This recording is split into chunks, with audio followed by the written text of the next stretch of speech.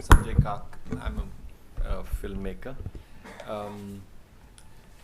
So I'm going to read a little short note what I've put together. My thanks first to the Umrao Singh Sher-Gil Grant for photography, for setting up what has personally turned out to be an energizing encounter with a diverse range of photography and lens-based art. Our decisions as a jury will be reflected and articulated in our choices, and these you will hear soon. So I'll make a few comments of my encounter with the process itself.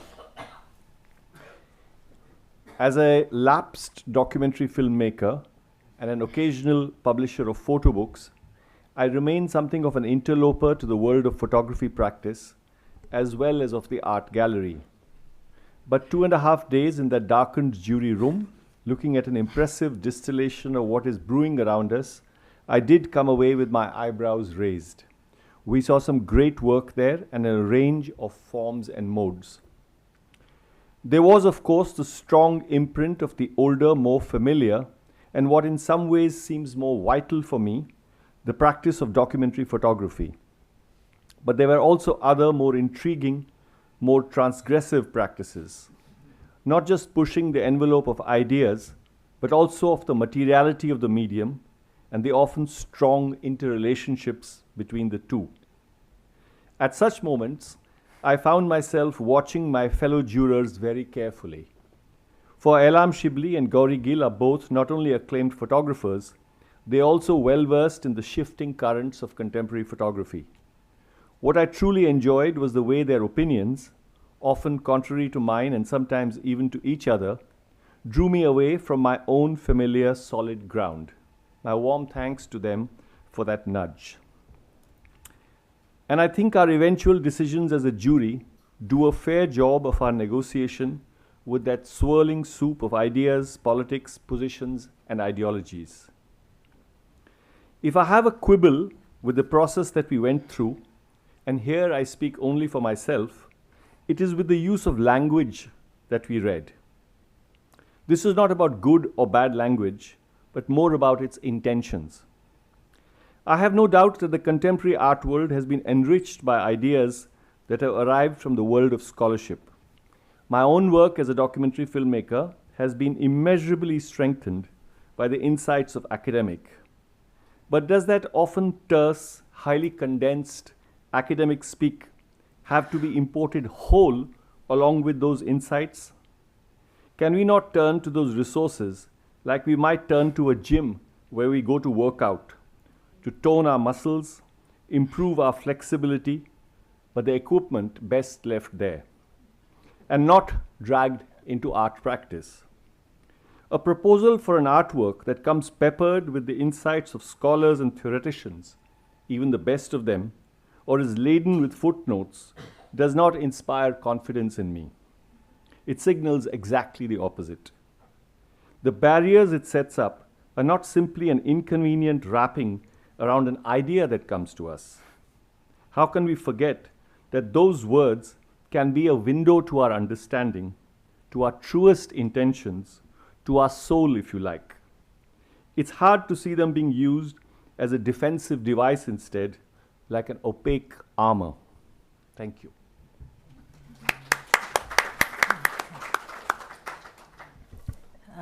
Thank you.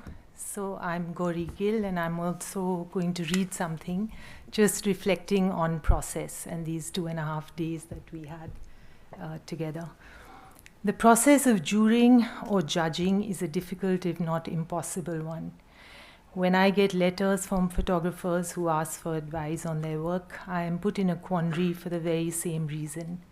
Words have consequences and are too often spoken in haste, carelessly, casually, and without the pertinent knowledge. The world itself can be a harsh one, especially for artists, but in fact for all those attempting to swim upstream. It reduces our little attempts every day. It shows us our place. It wags its finger and seats us down. To be able to gather even a glimpse of someone's deeper motivations, lived convictions, and daily unseen circumstances is a vast exercise, and one involving much more time than a single personal encounter or simple reading of a portfolio will allow for. However, having been in the field for 30 odd years, we are, also means that we must bear some responsibility for this wonderful community of which we are all most privileged to be a part of, and that is held aloft by the generous dreaming and solid work put in by organizations such as the Sundaram Sher-Gil Arts Foundation. I grew up with Amrita Sher-Gil, my forever girlhood crush and inspiration. I was thrilled when my father told me that we were originally Sher-Gil, not Gil.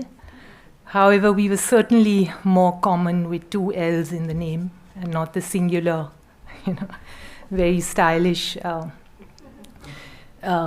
one. In any case, being Amrita is not as simple as a surname.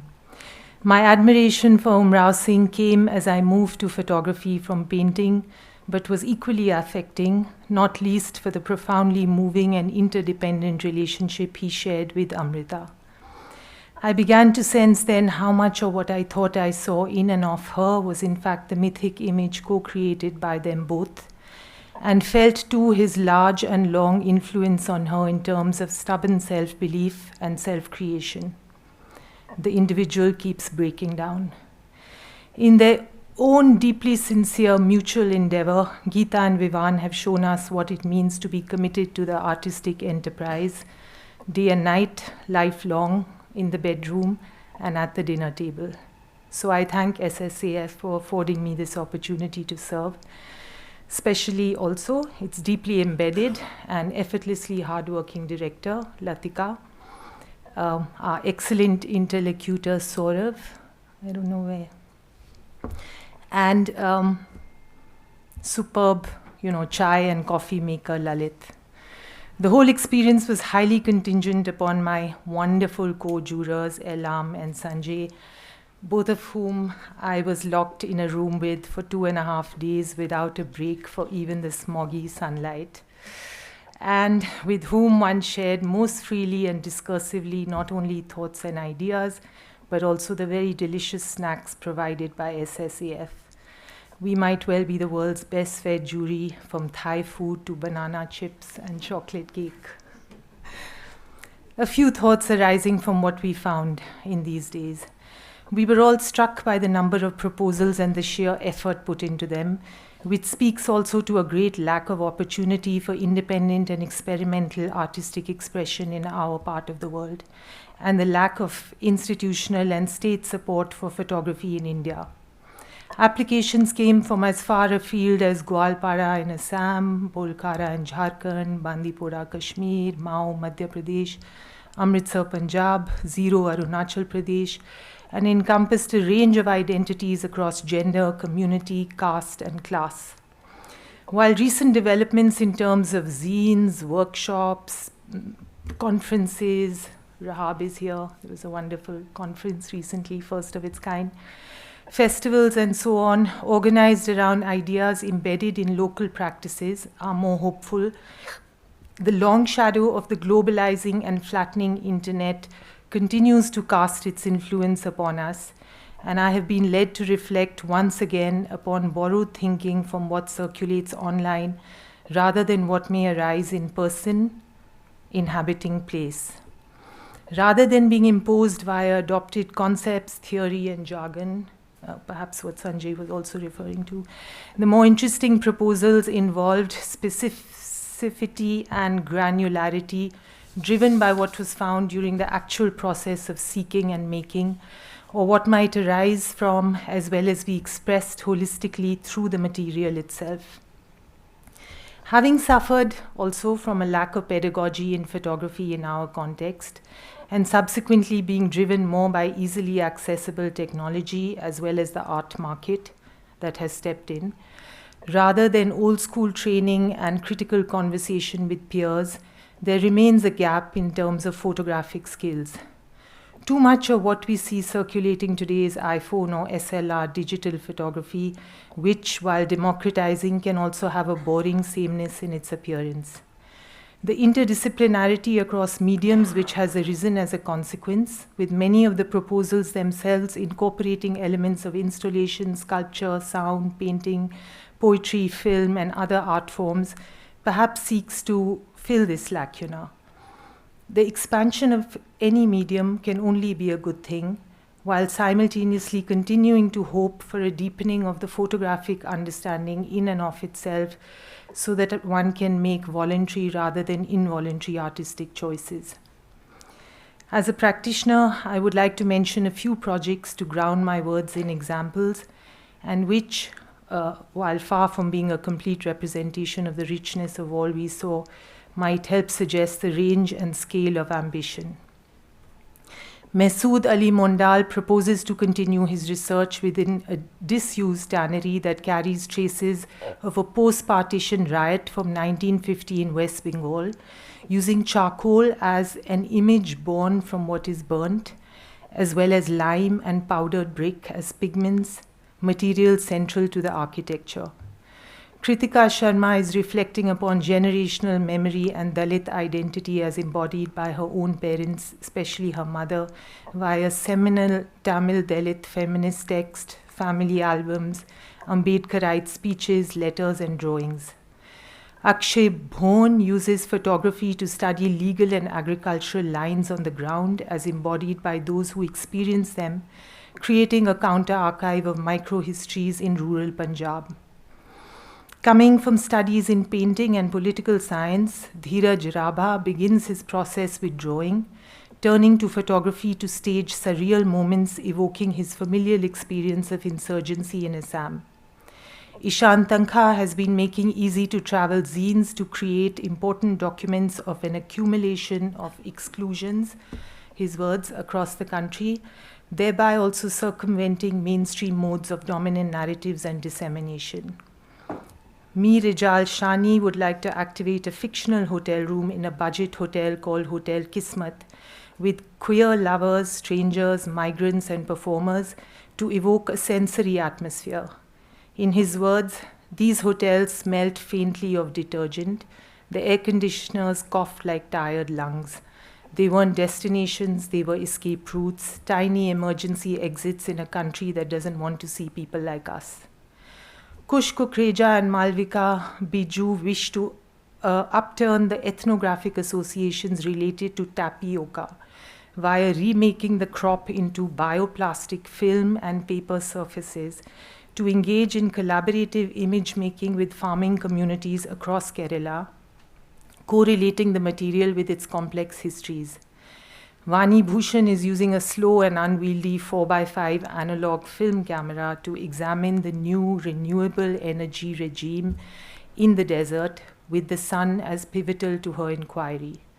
Swabhu Kohli works with local activists to understand the reshaping of the ethics of elephant care and the evolving discourse on animal welfare and human labor via oral histories, personal maps, and annotated field notes developed collaboratively with Mahouts themselves to extend his accomplished drawing practice into the domain of documentary ethics via field immersion. As opposed to the dull sensationalism and structural violence embedded in historic, colonial, outsider, and top-down image making, many of the proposals have centered upon community, care, collaboration, conversation, mothers, illness, and personal experiences of marginalized identity as integral to image formation. There was thankfully no proposal involving AI, very surprising. Instead, there was one using Palash flowers. The medium and all that it allows for continues to shape-shift and enthrall.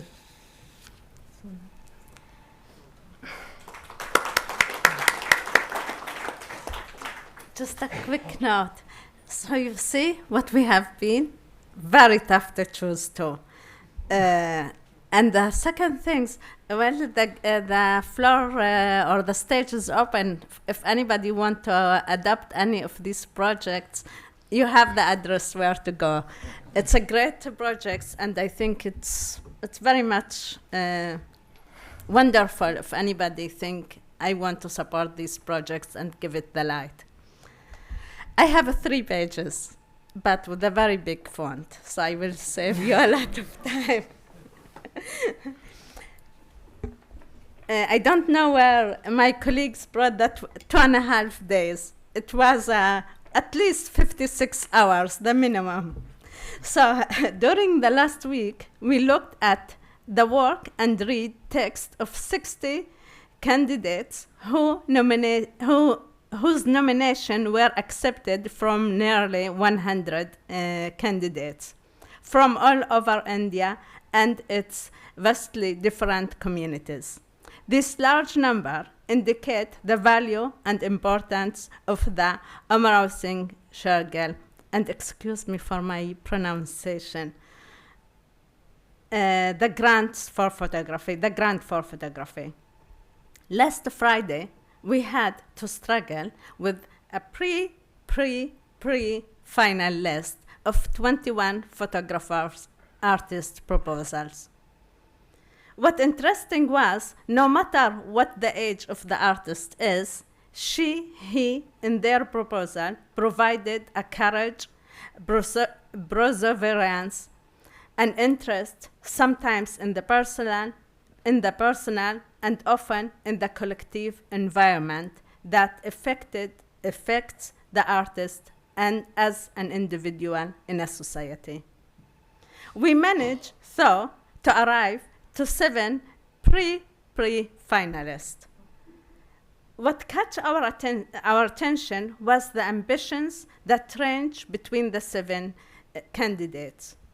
The passionate photographer artist who aspires to make his way in this professional creativity, and the photographer artist who aims to develop his path and contributed to this world with his vision by their artistic practices. And believe me, we did manage to cut to 4 pre-final. That was a hard, tough job to do. We were wondering over and over again, circling over their previous works and their upcoming proposals, between their proposed texts and their biographies, questioning we asked, answers we gave, mostly they gave. I, with my ignorance of the history of India, needed the support of my colleagues, friends. Between their proposed text and their biographies, question we ask, answers we give, trying to arrive at a better understanding of the previous work and to imagine the outcome of the proposed projects. By a careful looking at and reading of each proposal, we managed finally to arrive to the 2 finalists. That was even harder, not least because each of the 4 photographer artists had her own personal language to explore his truth in this most interesting creative way. With those statements, please allow us to invite the grantees in alphabetic order. And the first one is, unfortunately, you will see only through the screen because he is not in India today. So we will have him in the screen. And that's the artist,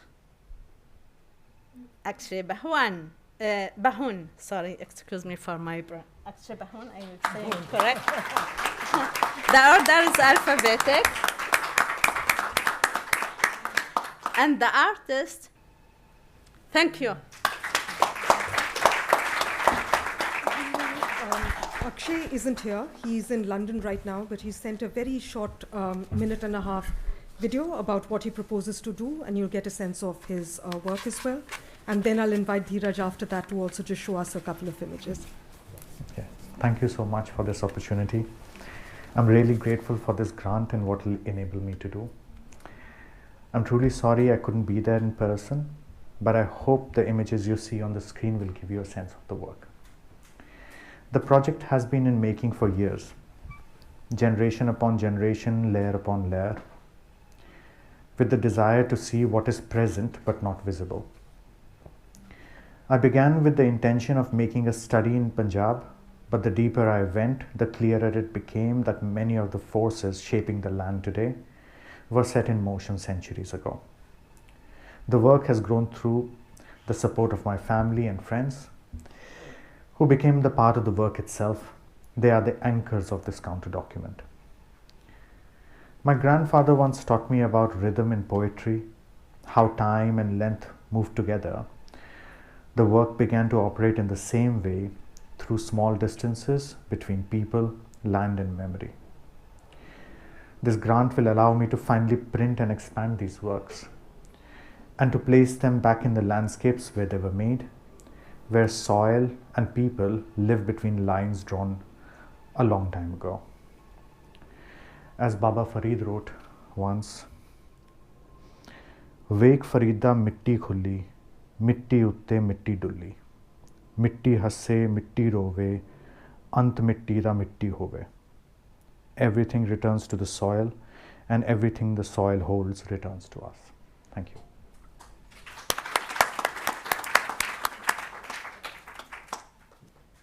Dhiraj, you are here, so if you could join us.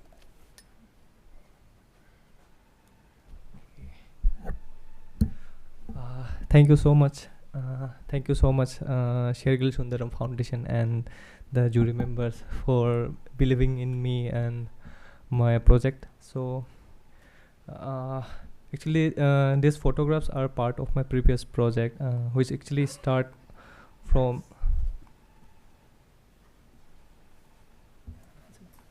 wait, I have to search one thing.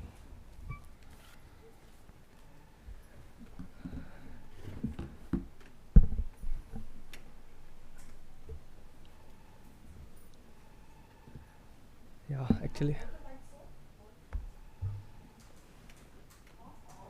Oh.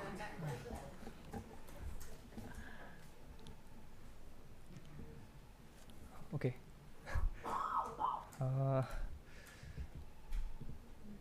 Okay.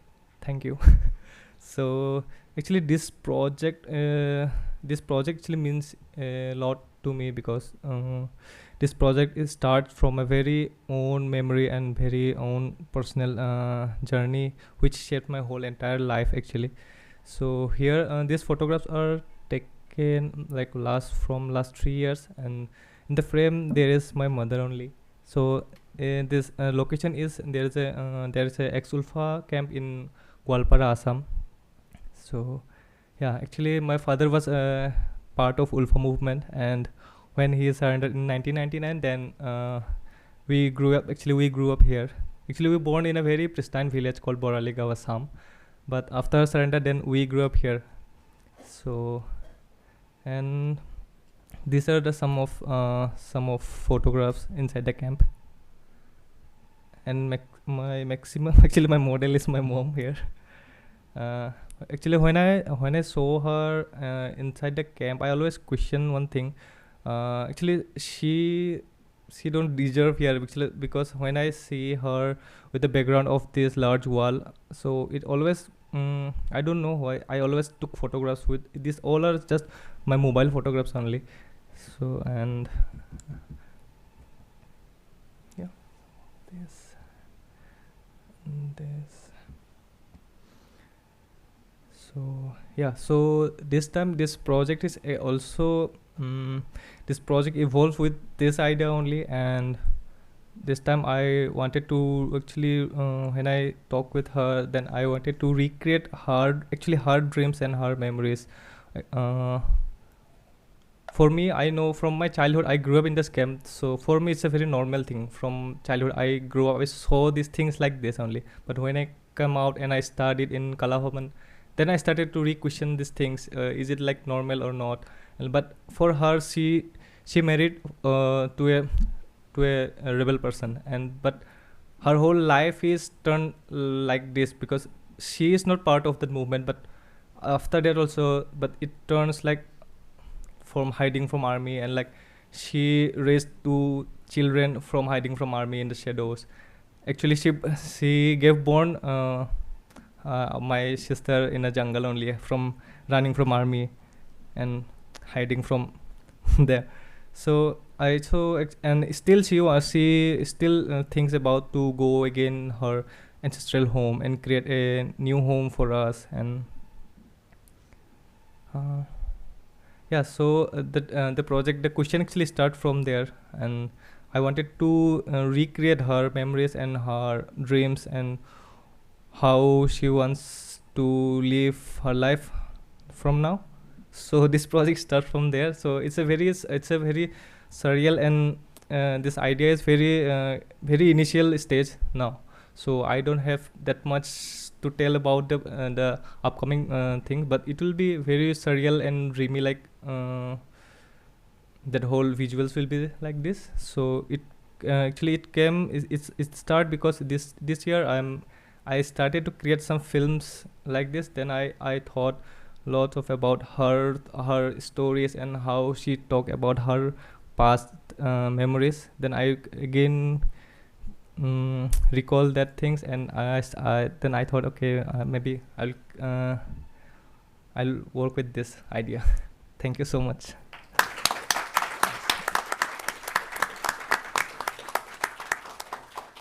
Big congratulations to Akshay Bhoan and Dhiraj Rabha, and we look forward to following their work across the next 18 months, which is the duration of the grant. And before we end this evening, I'd like to thank Devika Daulat Singh, who's here, integral advisor to the grant and part of the advisory board of SSAF, and also to introduce our colleagues at SSAF, Saurav Sil, who works on programs, visual design, media and archives, Santosh Sahani, accounts and administration and logistics, and Maithili Bhavkar, who works on the archive and communications. And again, of course, to reiterate our thanks to Sanjay, Elam, and Gauri. Thank you so much, and have a good evening.